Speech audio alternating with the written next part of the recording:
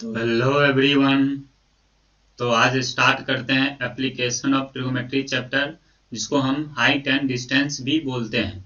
तो हम इस वीडियो में इम्पोर्टेंट क्वेश्चन करवाएंगे जो सीबीएसई बोर्ड एग्जाम 2024-25 के लिए इम्पोर्टेंट है। यहाँ पे हम चैप्टर 9 कंप्लीट चैप्टर करवाएंगे और यहाँ पे कॉन्सेप्ट भी करवाएंगे। तो हम क्वेश्चन को शुरू करते हैं। यहाँ पे फर्स्ट क्वेश्चन है, a pole 6 metre high cast a shadow 2√3 metre long on the ground, then find the angle of elevation of the sun. तो यहाँ पे सबसे पहले एक पोल है, तो आप सबसे पहले यहाँ पे पोल बना लीजिए और ये पोल जो है, इस पोल का यहाँ पे शेडो आएगा। तो शेडो कहाँ पे आएगा? मान लीजिए ये जो है ये ग्राउंड है, ठीक है। तो इसका जो शेडो मतलब छाया कहाँ पे आएगा? ग्राउंड पे आएगा। तो अब यहाँ पे ग्राउंड जो छाया है उसका जो लेंथ बोला गया है ये कितना है? 2√3 मीटर है। अब यहाँ से बोला कि अब इसका जो एंगल ऑफ एलिवेशन, तो हमेशा एंगल ऑफ एलिवेशन जो होता है ये ग्राउंड से के साथ एंगल बनता है और पोल के टॉप के साथ। तो ये जो एंगल है ये कितना एंगल बनाया है? तो हमको यही एंगल जो है फाइंड करना है। तो ये जो थीटा है, ठीक है, हमको ये फाइंड करना है। और यहाँ पे पोल का भी हाइट दिया हुआ है। तो अब यहाँ से हम देखेंगे, अब हमको ये लेंथ गिवन है और ये लेंथ गिवन है। तो अब यहाँ से देखेंगे इसमें ये क्या है, अगर मेरा थीटा यहाँ पे है तो ये जो होगा ये क्या होगा? ये परपेंडिकुलर हो जाएगा और ये जो होगा ये क्या हो जाएगा? बेस हो जाएगा और ये तो हाइपोटेनस है, ठीक है। तो थीटा के सामने हमेशा क्या होता है? परपेंडिकुलर। तो हम यहाँ पे अब और यहाँ पे बेस और परपेंडिकुलर में कौन सा रिलेशन होता है ट्रिगोनोमेट्रिक रेशियो में? Tan theta. तो हम यहाँ से टेन थीटा का यूज करेंगे। अब यहाँ पे अब चाहें तो नेमिंग कर सकते हैं, अब अच्छे से लिख भी सकते हैं एग्जाम में। तो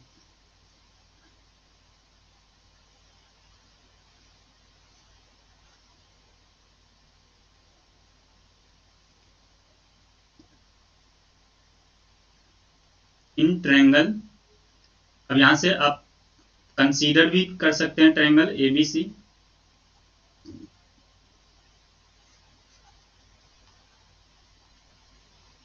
तो टेन थीटा क्या होगा? P by B. तो यहाँ से P कितना है? ए बी बाय में बी सी। अब यहाँ से हमको टेन थीटा फाइंड करना है। तो ए बी का वैल्यू कितना है? 6। और ये जो बेस BC है, BC जो है ये BC कितना दिया हुआ है? 2√3 मीटर है। तो यहाँ से हम इसको डाल देंगे।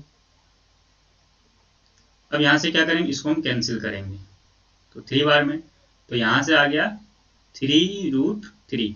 अब डिनोमिनेटर में है, इसको हम रेशनलाइज करते हैं, क्योंकि अब ये जो इस तरह का जो 3/√3 है ये नंबर मेरा स्टैंडर्ड वैल्यू में कोई मैच नहीं कर रहा है, इसलिए हम इसको रेशनलाइज कर देते हैं। तो यहाँ से आ जाएगा 3√3 और बाय में 3 आ जाएगा। यहाँ से 3 से 3 कैंसिल आ जाएगा और ये √3 हो जाएगा। तो अब हम जानते हैं कि जो √3 है ये 1060 डिग्री का वैल्यू होता है। तो यहाँ से tan थीटा इक्वल 1060। अब दो ट्रिगोमेट्रिक रेशियो इक्वल कब होगा? जब दोनों का एंगल क्या होगा? इक्वल होगा। तो यहाँ से थीटा इक्वल 60 डिग्री। तो यही जो है मेरा ये क्या है? Angle of elevation.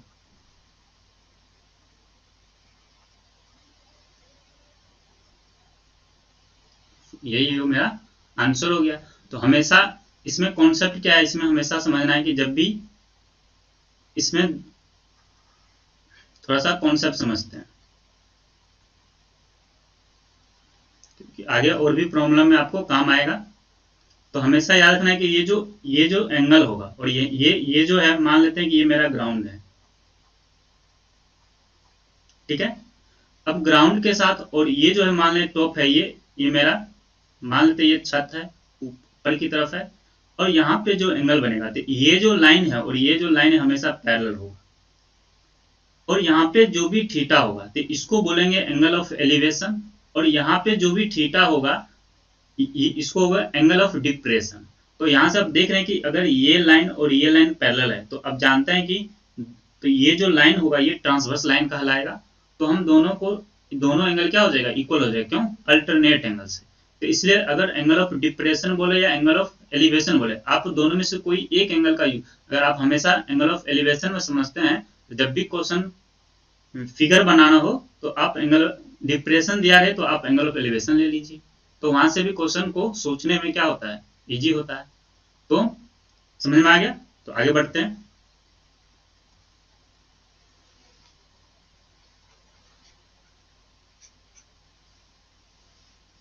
A tree breaks due to a storm and the broken part bends so that the top of the tree touches the ground, making an angle of 30° with the ground. The distance between the foot of the tree to the point where the top touches the ground is 8 meter and find the height of tree. तो अब यहां से एक tree है तो सबसे पहले एक हम ट्री बना लेते हैं। मान लेते हैं कि ये मेरा क्या है, एक ट्री है। तो हम इसको नेमिंग कर देते हैं, ये मेरा ए बी है। ठीक है, मतलब ट्री का जो लेंथ है यहाँ पे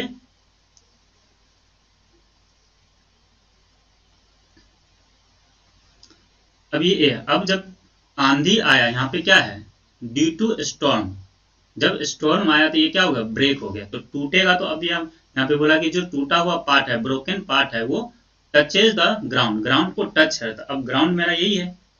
तो अब यहां से मान लेते कि मेरा यहां से टूट गया और यहां से इसको ग्राउंड को टच कर रहा है। ठीक है, तो जो जहां पे ग्राउंड टच हो रहा है हम वहां पे इसको नाम दे देते हैं, सी नाम दे देते हैं। और ये जहां से टूटा हम उसको नाम डी बोल देते हैं।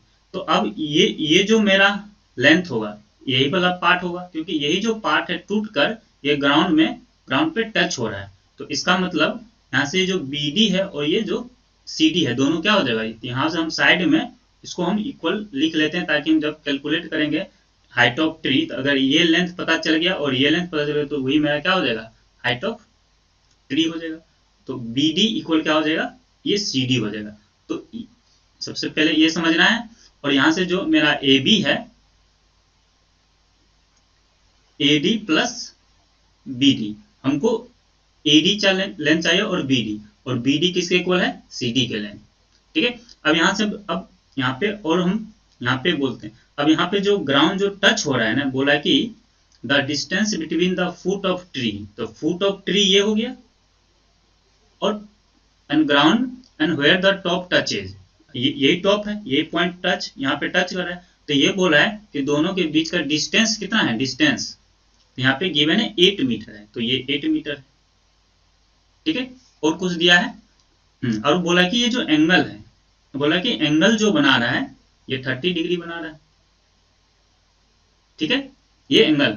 अब यहां से अब समझ में आ गया है कि हमको क्या क्या फाइंड करना है। हमको ए बी फाइंड करना है, मतलब हाइट ऑफ ट्री फाइंड करना है।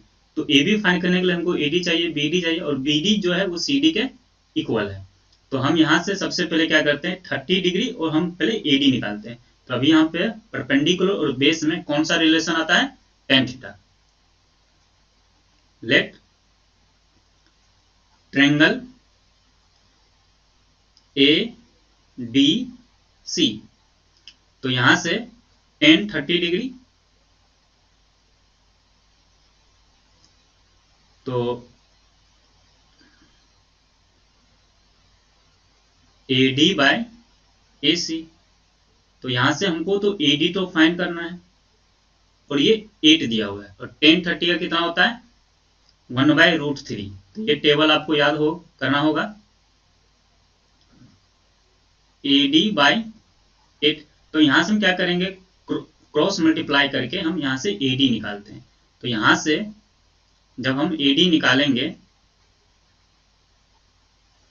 तो हम क्या करते हैं, 8 को इस साइड ले जाते हैं, तो 8 को उस साइड ले जाएंगे क्या आएगा 8/√3। तो अभी हम इसको ऐसे ही रहने देते क्योंकि हमको फिर ऐड करना है। तो अभी जैसा है वैसा, अभी सिंप्लीफाई नहीं करना है। फिर क्या करना है, हमको सी डी चाहिए क्योंकि सी डी ही तो बी डी के क्या है, इक्वल है।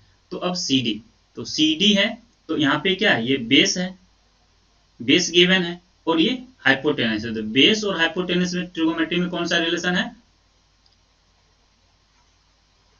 अगेन लेट करते हैं, लेट। अब ट्रायंगल जो है फिर यही ट्रायंगल है, तो लेट करना नहीं है, पहले से लेट कर चुके हैं। ट्रायंगल डिफरेंट होता तो लेट कर सकते थे। तो इन ट्रायंगल ADC, अब यहां से हम क्या करेंगे, ये बेस है क्योंकि ये थीटा है, तो थीटा के सामने परपेंडिकुलर ये हुआ, ये बेस। तो यहां से cos 30 डिग्री, तो cos 30 डिग्री, तो ये क्या हुआ, base by hypotenuse. Direct value लिख रहे हैं, तो हाइपोटेनस क्या है, CD, हमको CD फाइंड करना है। अब cos 30 का कितना वैल्यू होता है, अब जानते हैं। sin 60 का जो वैल्यू होगा वही cos 30 का वैल्यू होगा। तो sin 60 कितना होता है, √3/2, तो cos 30 भी क्या हो जाएगा, √3/2। ठीक है, तो यहां से 8/CD। अब यहां से हम क्या करेंगे, अब यहां से हम फिर क्या करते हैं, CD निकालते हैं। यहां से जैसे ही हम CD निकालेंगे, तो यहां से CD निकालेंगे तो यहाँ पे क्या, ये तो मल्टीप्लाई हो जाएगा। अब देखना है, अब CD को इस तरफ ले जाना है, ठीक है, क्योंकि और CD जो है, CD के मल्टीप्लाई में आएगा √3, और CD को वैल्यू चाहिए, तो CD अगर मल्टीप्लाई में जाएगा तो मल्टीप्लाई वाला अगर नंबर इस साइड आता है इक्वल, तो वो बाय में आता है, और ये 16 हो जाएगा। तो यहाँ भी √3 है, यहाँ भी √3 है, तो हमको ऐड करने में क्या हो जाएगा, सुविधा हो जाएगा। अब हमको चाहिए दोनों का ऐड, हमको हाइट ऑफ ट्री चाहिए। तो यहाँ से नाउ हमको AB चाहिए, तो AB इक्वल क्या हुआ, AD प्लस BD या CD, क्योंकि दोनों यहाँ पे इक्वल है। तो AD कितना निकालें, 8/√3 प्लस 16/√3। अब यहाँ से इसको हम सॉल्व करते हैं, एलसीएम ले लेते हैं, √3, अब ऊपर में तो सेम ऐड हो जाएगा, तो 8 प्लस 16 कितना हो जाएगा, 24। रैशनलाइज कर देते हैं,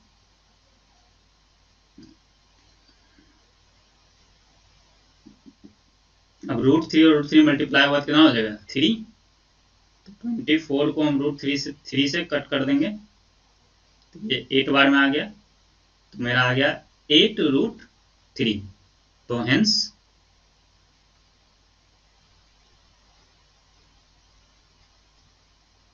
height of tree is 8√3 metre. यही क्या हो गया, आंसर हो गया।